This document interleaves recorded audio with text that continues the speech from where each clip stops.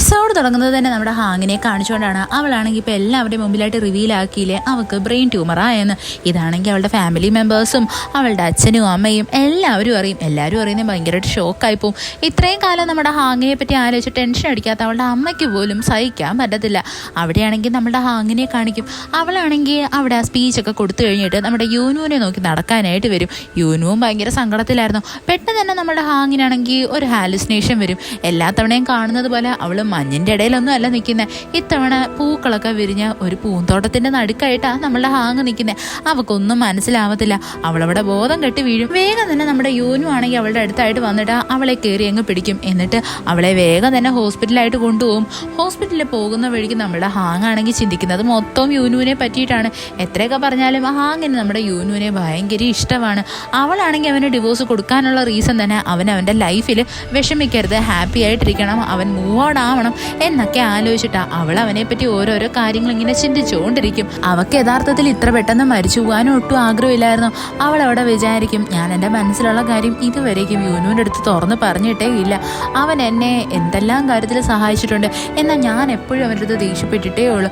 എനിക്കതൊന്നും ആലോചിച്ചിട്ട് സഹിക്കാൻ പറ്റുന്നില്ല എന്നൊക്കെ നമ്മളുടെ ഇങ്ങനെ മനസ്സിൽ വിചാരിക്കും. അവളെ ഇപ്പം അഡ്മിറ്റ് ആക്കിയേക്കും തന്നെ ICUവിലാണ്. ICUവിൻ്റെ പുറത്തായിട്ട് നമ്മുടെ യൂനു നിന്ന് ഭയങ്കരമായിട്ടും കരയും. അത് കഴിഞ്ഞിട്ട് കാണിക്കുന്ന ഹാങ്ങിൻ്റെ വീട്ടിലാണ്. അവിടെയാണെങ്കിൽ എല്ലാവരും ഇപ്പോൾ ഹാങ്ങിനെ കാണാൻ വേണ്ടിയിട്ട് ഹോസ്പിറ്റലിലോട്ട് വരാൻ വേണ്ടിയിട്ട് ഒരുങ്ങുമായിരുന്നു. അവരെല്ലാവരും ഇപ്പോൾ നമ്മുടെ ഹാങ്ങിൻ്റെ കാര്യത്തിൽ ഭയങ്കര ടെൻഷനിലായിരുന്നു. ഹാങ്ങിൻ്റെ അവസ്ഥ ഇപ്പോൾ വളരെ മോശമാണല്ലോ. അത് കഴിഞ്ഞിട്ട് കാണിക്കുന്ന നമ്മുടെ ആൻറ്റി ജോയിനെയും അതേപോലെ തന്നെ ഗ്രേസിനെയാണ്. അവർ രണ്ടുപേരും ഇപ്പോൾ നമ്മുടെ ചെയർമാൻ ഏത് ഹോസ്പിറ്റലാണ് ഉള്ളത് അവിടോട്ട് പൊക്കോണ്ടിരിക്കുമായിരുന്നില്ലേ. അവരെങ്ങനെ ഭയങ്കര പ്ലാൻ ചെയ്തൊക്കെ പോകുന്നതും അവരുടെ ഓപ്പോസിറ്റായിട്ട് നമ്മുടെ ആ ഗേൾ ഫ്രണ്ടും അതേപോലെ തന്നെ ബോഡി ഗാർഡ്സും വന്നിരിക്കും. ആ ബോഡി ഗാർഡ്സ് ആണെങ്കിൽ നമ്മളുടെ ആൻറ്റി ജോയിനെ അവരുടെ അച്ഛനെ കാണാൻ വേണ്ടിയിട്ട് സമ്മതിക്കത്തില്ല. ആൻറ്റി ജോയിനെ ആ ലിഫ്റ്റിൽ നിന്ന് അങ്ങ് പിടിച്ച് പുറത്താക്കും.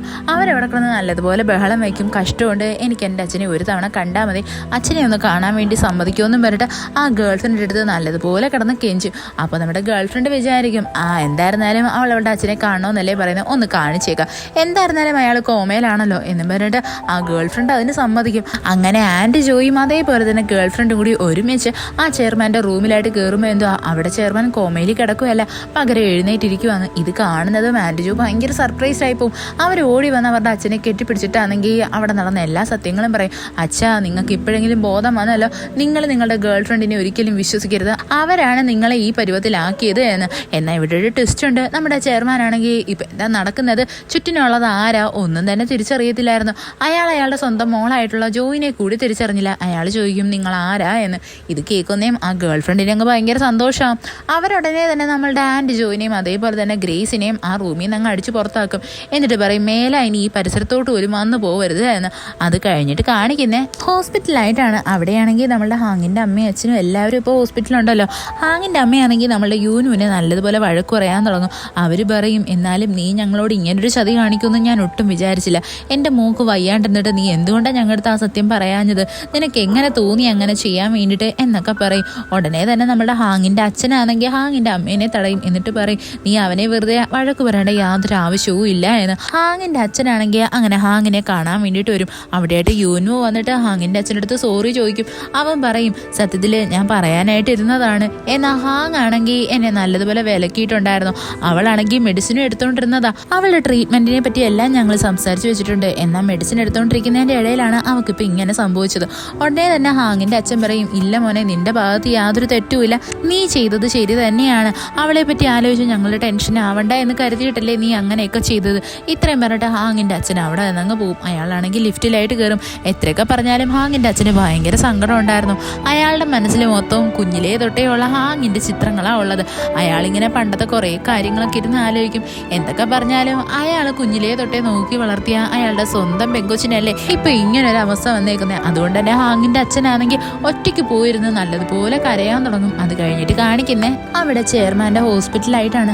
അവിടെയായിട്ട് ഡോക്ടർ നമ്മുടെ ആ ഗേൾ ഫ്രണ്ടിൻ്റെ അടുത്ത് പറയും, അതായത് ചെയർമാൻ ഇപ്പോൾ ടെമ്പററി ആയിട്ടാണ് മെമ്മറി ലോസ് വന്നേക്കുന്നത്, അയാളുടെ മെമ്മറി എപ്പോൾ വേണമെങ്കിലും തിരിച്ചു വരും, മരുന്ന് മാത്രം എടുത്താൽ മതി എന്ന്. ഇത് കേൾക്കുന്നേയും ആ ഗേൾ ഫ്രണ്ട് ആണെങ്കിൽ ഒന്ന് ഷോക്കാവും. എങ്കിലും അവർക്കാണെങ്കിൽ നല്ല പ്രതീക്ഷയുണ്ടായിരുന്നു.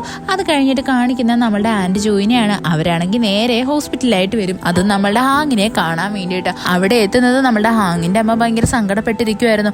ഈ ആൻറ്റി ജോയ് ആണെങ്കിൽ ഹാങ്ങിൻ്റെ അമ്മേനെ കണ്ട് സമാധാനിപ്പിക്കാൻ വരും. ഉടനെ തന്നെ ഹാങ്ങിൻ്റെ അമ്മ ചോദിക്കും, നിനക്കും ഇതിനെപ്പറ്റി നല്ലതുപോലെ അറിയായിരുന്നു അല്ലേ, നീയും ഈ സത്യം അറിഞ്ഞു വെച്ചിട്ടാണ് എന്നെ മുന്നേ ഒന്ന് വാൺ ചെയ്ത് വിട്ടത്. എൻ്റെ മോളുടെ അടുത്ത് ഞാൻ നല്ലതുപോലെ സംസാരിക്കണം, അവളെ ആവശ്യമില്ലാതെ ടോർച്ചർ ചെയ്യരുത് എന്ന് അല്ലേ. അപ്പോൾ നമ്മളുടെ ആൻഡ് ജോയ് ആണെങ്കിൽ പറയും, അതെ അത് സത്യമാണ്, എന്തായിരുന്നാലും ഇപ്പോഴെങ്കിലും നിങ്ങൾ സത്യം തിരിച്ചറിഞ്ഞല്ലോ. ഉടനെ തന്നെ ഹാങ്ങിൻ്റെ അമ്മയ്ക്കാണെങ്കിൽ ഭയങ്കരമായിട്ട് റിഗ്രറ്റ് അടിക്കാൻ തുടങ്ങും. അവരിങ്ങനെ ആലോചിക്കും, എന്നാലും ഞാൻ ഒഴിച്ച് ബാക്കി എല്ലാവരും അറിഞ്ഞു. ഉടനെ തന്നെ ഹാങ്ങിൻ്റെ അമ്മയ്ക്കാണെങ്കിൽ പഴയ കുറേ കാര്യങ്ങളൊക്കെ ഓർമ്മ വരും. അതായത് നമ്മളുടെ ഹാങ് ആണെങ്കിൽ ആദ്യമേ തന്നെ ഹാങ്ങിൻ്റെ അമ്മ എടുത്ത് ഇതിനെപ്പറ്റി പറയാൻ വേണ്ടിയിട്ട് വന്നായിരുന്നല്ലോ, എനിക്ക് സുഖമില്ല, ഞാൻ ഓക്കെ അല്ല എന്ന്. എന്നാൽ ആ സമയത്താണെങ്കിൽ ഹാങ്ങിൻ്റെ അമ്മ അത് കേൾക്കാൻ കൂടി റെഡി ആയിരുന്നില്ല. റീസെൻ്റ് ആയിട്ട് യൂനുവിൻ്റെ വീട്ടിലായിട്ട് നമ്മുടെ ഹാങ് ബോധം കെട്ട് വീണില്ലേ, ആ സമയത്ത് പോലും ഹാങ്ങിൻ്റെ അമ്മ പറഞ്ഞത് എന്തുവാ, നിനക്ക് യാതൊരു കുഴപ്പവും ഇല്ല, അനീമിയ ആണെങ്കിൽ തന്നെ അതെനിക്കുള്ളതാണ്, എൻ്റെ മോനാണ് വയ്യാത്തത് എന്ന്. ഇതൊക്കെ ആലോചിച്ചിട്ട് ഹാങ്ങിൻ്റെ അമ്മ ഭയങ്കരമായിട്ടും കിടന്ന് കരയാൻ തുടങ്ങും. അത് കഴിഞ്ഞിട്ട് കാണിക്കുന്നേ നമ്മുടെ യൂനുവിനെ. അവനാണെങ്കിൽ ഭയങ്കര സങ്കടത്തിലായിരുന്നു. അവൻ നമ്മളുടെ ഹാങ്ങിൻ്റെ കയ്യിൽ പിടിച്ചിട്ട് നല്ലതുപോലെ കരയാൻ തുടങ്ങും. അവൻ പറയും, നിനക്കൊരിക്കലും മരിക്കാൻ പറ്റില്ല, നീ എൻ്റെ കൂടെ തന്നെ ഉണ്ടാവണം, നീ വേഗം നേരെയായിട്ട് തിരിച്ചു വരണം എന്ന്. അത് കഴിഞ്ഞിട്ട് കാണിക്കുന്ന നമ്മുടെ ഡീഹീനെയാണ്. അവളാണെങ്കിൽ ഇപ്പോൾ നമ്മുടെ ഹാങ്ങിൻ്റെ കണ്ടീഷനാണെങ്കിൽ ന്യൂസ് വഴി അറിഞ്ഞായിരുന്നു. അവളിത് അറിയുന്നതും ഭയങ്കരമായിട്ട് ഷോക്കായി പോവും. എന്താണെന്ന് വെച്ചാൽ ഹാങ്ങിനെ പോലെ സ്ട്രോങ് ആയിട്ടുള്ള ഒരാൾക്ക് ഇങ്ങനെയൊക്കെ സംഭവിക്കുന്നു ഡീഹി സ്വപ്നത്തിൽ പോലും വിചാരിച്ചില്ല. പെട്ടെന്ന് തന്നെ അവളാണെങ്കിൽ യൂൻസങ്ങിന് കോൾ ചെയ്യും. എന്നിട്ട് അവൻ്റെ അടുത്ത് പറയും, അതെ എനിക്കൊരു ഹെൽപ്പ് വേണം, നിനക്കൊരു കാര്യം അറിയാവോ, ഇപ്പോൾ ഹാങ്ങിൻ്റെ അവസ്ഥയെ പറ്റി അറിഞ്ഞിട്ട് ചിയോള് നല്ലതുപോലെ തകർന്നു പോയി കാണും, അവന് ഒരുപാട് അസുഖങ്ങളൊക്കെ ഉള്ളതാ, അവന് പ്രഷറൊക്കെ താന്നിട്ട് ബോധം കെട്ട് വീഴാനുള്ള ചാൻസ് ഉണ്ട്, അവൻ്റെ മരുന്നുകളെല്ലാം അവൻ്റെ പഴയ വീട്ടിലായിരിക്കും, നീ ആ മരുന്നൊക്കെ എടുത്ത് ഒന്ന് ചിയോളുടെ കയ്യിൽ ഏൽപ്പിക്കൂ. ഇത് കേൾക്കുന്ന യൂൻസങ്ങിന് ഭയങ്കര ദേഷ്യം വരും. അവൻ ചോദിക്കും, നീ എന്തോ എന്നെ പറ്റി വിചാരിച്ചു വെച്ചേക്കുന്നത്, ഞാൻ നിന്റെ വേലക്കാരനാണെന്നോ, നീ എന്തിനാ ആ ചിയോളിനെ പറ്റി ആലോചിച്ച് ഇത്രയ്ക്ക് അങ്ങ് ടെൻഷൻ ആവുന്നേ, അവൻ മരിച്ചു പോകുന്നെങ്കിൽ മരിച്ചു പോകട്ടെ, അതിനിപ്പോൾ നിനക്ക് എന്താ, ഇനി മേല എൻ്റെ അടുത്ത് അവൻ്റെ കാര്യം വല്ലതും പറഞ്ഞിട്ട് വിളിച്ചു കഴിഞ്ഞാൽ ഞാൻ തന്നെയായിരിക്കും അവനെ ആദ്യമേ കൊല്ലാൻ പോകുന്നത് എന്ന് നമ്മളുടെ യൂൻസങ് പറയും. ഇത് കേൾക്കുന്നേം ഡീഹി ഭയങ്കരമായിട്ടും പേടിച്ചു. അത് കഴിഞ്ഞിട്ട് കാണിക്കുന്ന നമ്മളുടെ ഹാങ്ങിനെ കാണാൻ വേണ്ടിയിട്ട് ചിയോള് വരുന്നതാണ്. അവരാണെങ്കിൽ അവിടെ യൂനുവിൻ്റെ അടുത്ത് പരസ്പര ബന്ധമില്ലാതെ ഓരോരോ കാര്യങ്ങൾ പറയും. അവനിപ്പോൾ നല്ല സങ്കടത്തിലായിരുന്നു. അവൻ്റെ പ്രശ്നം എന്താണെന്ന് വെച്ച് കഴിഞ്ഞാൽ അവൻ്റെ കയ്യിലായിട്ട് ഒരു മന്ത്രത്തിൻ്റെ ഒരു പേപ്പർ ഇരിപ്പുണ്ട്. അവനവിടെ യൂനുവിൻ്റെ അടുത്ത് പറയും, നിനക്കൊരു കാര്യം അറിയാവോ, എല്ലാ കാര്യത്തിലും എൻ്റെ ചേച്ചി എന്നെക്കാട്ടി മുമ്പിൽ വരുന്നത് കൊണ്ട് അമ്മ എനിക്ക് ജപിച്ചു തന്ന ഒരു മന്ത്രത്തിൻ്റെ പേപ്പറായത്, അവളെ ഞാൻ എപ്പോഴും തോൽപ്പിക്കണം, അവൾ എങ്ങനെയെങ്കിലും നശിച്ചു പോകണം എന്ന്. എന്നാൽ എനിക്കറിയത്തില്ലായിരുന്നു ഇത് ഇത്ര പെട്ടെന്ന് സത്യമാവും എന്ന്, ഞാൻ കാരണമായി എൻ്റെ ചേച്ചിക്ക് ഇങ്ങനെ വന്നതെന്നും പറഞ്ഞ് നമ്മളുടെ ചിയോൾ അവിടെ കിടന്ന് ഭയങ്കരമായിട്ടും കരയും. ഉടനെ തന്നെ യൂനു അവനെ സമാധാനിപ്പിക്കും, അങ്ങനെയൊന്നുമില്ല, അതൊക്കെ നിന്റെ വെറും തോന്നല എന്ന്. ഉടനെ തന്നെ നമ്മളുടെ ഹാങ്ങും എഴുന്നേക്കും. അവനാണെങ്കിൽ ചിയോളുടെ അടുത്ത് പറയും, നീ ഇപ്പോഴും അതൊക്കെ വിശ്വസിക്കുന്നുണ്ടോ പൊട്ട, എന്തായിരുന്നാലും എനിക്ക് നിൻ്റെ അടുത്തൊരു കാര്യം പറയാനുണ്ട്, എന്നോട് നീ ക്ഷമിക്കണം എന്നും പറഞ്ഞിട്ട് നമ്മളുടെ ഹാങ് സോറി പറയുന്ന കേൾക്കുന്നേ ചിയോള് ഭയങ്കരമായിട്ട് ഞെട്ടിപ്പോവും. അവൻ പറയും, നിനക്ക് എന്തോ കാര്യമായിട്ട് സംഭവിച്ചിട്ടുണ്ട്, ഞാൻ ഉടനെ തന്നെ ഡോക്ടറിനെ വിളിക്കാമെന്ന് പറഞ്ഞിട്ട് ചിയോൾ അവിടെ നിന്ന് ഓടി അങ്ങ് പോവും. നമ്മളുടെ ഹാങ് എണീറ്റിരിക്കുന്ന കാണുന്നേയും യൂനുവിന് ഭയങ്കര സന്തോഷവും.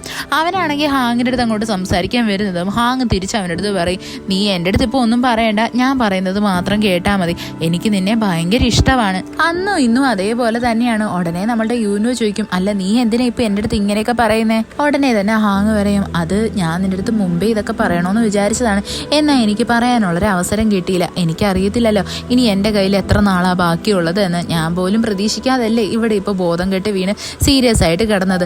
യഥാർത്ഥത്തിൽ നീ എന്നോട് ക്ഷമിക്കണം, ഞാൻ നിൻ്റെ അടുത്ത് അന്ന് ആദ്യമേ പറഞ്ഞത് എന്തുവാ, നിന്നെ ഞാൻ എപ്പോഴും സന്തോഷമായിട്ട് വെച്ചേക്കും എന്നല്ലേ, എങ്കിൽ ഞാൻ എൻ്റെ ആ ഒരു പ്രോമിസ് പാലിച്ചതേ ഇല്ല. എന്നാൽ നീ എൻ്റെ ഫാമിലിക്ക് വേണ്ടിയിട്ട് ഒരുപാട് കാര്യങ്ങൾ ചെയ്തിട്ടുണ്ട്, അതിനെല്ലാം ഒരുപാട് നന്ദിയും ഉണ്ട്.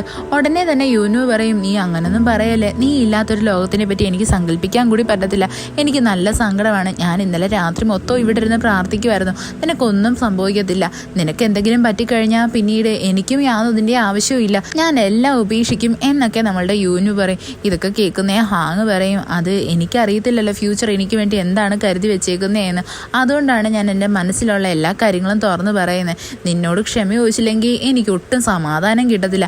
അത് കേൾക്കുന്നേ നമ്മളുടെ യൂനു ഭയങ്കരമായിട്ടും കരഞ്ഞിട്ട് അവളെ കെട്ടിപ്പിടിച്ച് സമാധാനിപ്പിക്കും, നിന്റെ കൂടെ ഞാനുണ്ട്, നീ ഒന്നും ആലോചിച്ച് ടെൻഷൻ ആവണ്ട എന്ന്. അത് കഴിഞ്ഞിട്ട് കാണിക്കുന്ന നമ്മളുടെ ചിയോളാണെങ്കിൽ അവൻ്റെ വീട്ടുകാരത്ത് എല്ലായിടത്തും വന്നിട്ട് പറയുന്നതാണ്, ഹാങ്ങിന് ബോധം വന്നു, അവളിപ്പോൾ ഓക്കെയാണ് എന്ന്.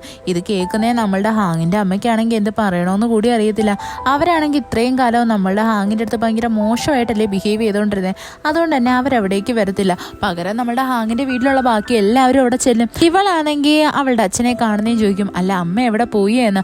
അവളുടെ അച്ഛൻ പറയാം, അറിയത്തില്ല, ഇവിടെ എവിടെയെങ്കിലും കാണും, മോളിപ്പോൾ അതൊന്നും ആലോചിച്ച് ടെൻഷൻ ആവണ്ട, മോളുടെ ഹെൽത്തിനെ പറ്റി മാത്രം ചിന്തിച്ചാൽ മതി എന്ന് പറഞ്ഞിട്ട് അവളെ സമാധാനിപ്പിക്കാൻ നോക്കും. ആ അതേസമയം നമ്മുടെ യൂനുവിനെ കാണിക്കും. യൂനു ആണെങ്കിൽ ഇപ്പൊ നമ്മുടെ ഹാങ്ങിന്റെ അമ്മയെടുത്ത് സംസാരിക്കാൻ വേണ്ടിയിട്ട് വന്നേക്കുമായിരുന്നു. അവൻ വന്നിട്ട് ഹാങ്ങിന്റെ അമ്മേനെ സമാധാനിപ്പിക്കാൻ നോക്കും. അപ്പൊ ഹാങ്ങിന്റെ അമ്മയാണെങ്കിൽ പണ്ടത്തെ കാര്യങ്ങളൊക്കെ ആലോചിച്ചിട്ട് പറയും, അവൾ എൻ്റെ അടുത്ത് ഒരുപാട് തവണ മിണ്ടാൻ വേണ്ടിയിട്ട് വന്നിട്ടുണ്ട്, എന്നാൽ ഞാൻ അവൾക്ക് വേണ്ടത്ര ശ്രദ്ധ കൊടുത്തിട്ടേ ഇല്ല. ഞാൻ എപ്പോഴും അവളെ അവോയ്ഡ് ചെയ്തിട്ടേ ഉള്ളൂ. എനിക്കാണെങ്കിൽ അത്രയും കാലം ഇങ്ങനെ ദേഷ്യമൊക്കെ കാണിച്ചിട്ട് ഇപ്പം എങ്ങനെ എൻ്റെ മോളുടെ അടുത്ത് പോയി സംസാരിക്കണമെന്ന് കൂടി അറിയത്തില്ല. യഥാർത്ഥത്തിൽ ഇതെല്ലാം കേട്ടിട്ട് നമ്മുടെ ഹാങ്ങും തൊട്ട് പുറവിനായിട്ട് നിൽപ്പുണ്ടായിരുന്നു. അവളാണെങ്കിൽ അവളുടെ അമ്മയുടെ അടുത്ത് വന്നിട്ട് പേഴ്സണലായിട്ട് സംസാരിക്കാൻ വേണ്ടിയിട്ട് ഒരുങ്ങും. ഉടനെ നമ്മുടെ യൂനു അവിടെ നിന്ന് പോവും. ഹാങ് അവളുടെ അമ്മയുടെ അടുത്ത് തുറന്ന് സംസാരിക്കും. ഉടനെ തന്നെ നമ്മളെ ഹാങ്ങിൻ്റെ അമ്മ ഈഗോ എല്ലാം കളഞ്ഞിട്ട് ഹാങ്ങിനെ കെട്ടിപ്പിടിച്ച് കരയാൻ തുടങ്ങും. അവർ പറയും, മോളെ ഞാൻ നിന്നോട് കാണിച്ചതെല്ലാം തെറ്റായിപ്പോയി. നിന്റെ ചേട്ടൻ മരിച്ചതിൻ്റെ ഉത്തരവാദിയായിട്ട് ഞാൻ നിന്നെ കണ്ടിട്ട് നിന്നെ ആവശ്യമില്ലാതെ ടോർച്ചർ ചെയ്യുകയും നിന്നോട് ദേഷ്യം കാണിക്കുകയും ചെയ്തു. അതിൻ്റെ ഒന്നും യാതൊരു ആവശ്യമില്ലായിരുന്നു എന്ന് എനിക്കിപ്പോൾ മനസ്സിലായി. ഞാൻ നിന്നെ ഒരുപാട് മിസ് ചെയ്തു എന്നൊക്കെ പറഞ്ഞിട്ട് നമ്മളുടെ ഹാങ്ങിൻ്റെ അമ്മ ഭയങ്കരമായിട്ടും കടന്ന് കരയും. ഹാങ്ങും നല്ലതുപോലെ കരയും. ഈ എപ്പിസോഡ് ഇവിടെ വെച്ച് അവസാനിക്കുന്നു. ഇഷ്ടപ്പെട്ട ഫ്രണ്ട്സിന് ഷെയർ ചെയ്യാൻ മറക്കല്ലേ. വീഡിയോ എങ്ങനെ ഉണ്ടായിരുന്നെന്ന് കമൻറ്റ് ചെയ്ത് അറിയിക്കുക. It's signing off MDC.